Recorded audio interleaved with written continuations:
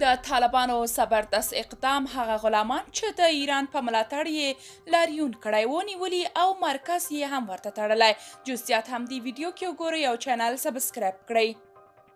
افغانانو سره د ایران د ظلمونو او وحشتونو وروسته د هیواد په بیلابیلو برخو کې د ایران پر ضد لاریونونه وشو او د یاد هیواد وحشتونه یې وغندل. خو کابل کې بیا د ایران یو شمېر هزاره غلامان او لاسپوڅي راپاڅېدل او د ایران په ملاتړ یې لاریون وکړ. د ګلو ګېډې سفارت ته یوړه او همدارنګه د ایران پر ضد لاریون کوونکي یې جاسوسان او د پردیو غلامان وګڼل.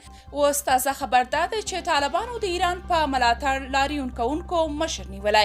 په کابل کې د طبیان د علمي او فرهنګي مرکز مشر نیول شوی دی.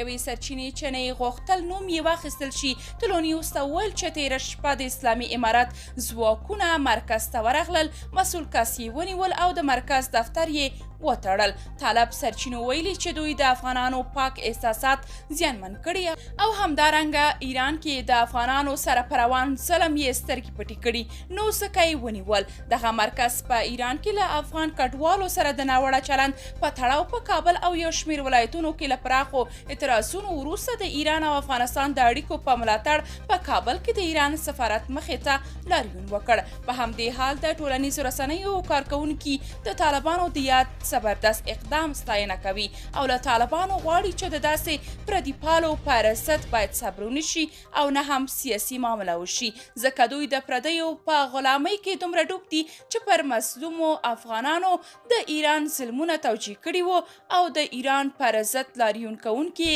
جاسوسان بللي وو. درنو لیدونکو، تاسو که د دې موضوع په اړه کوم نظر لرئ کومنټ کې شریک او چینل سبسکرایب کړئ.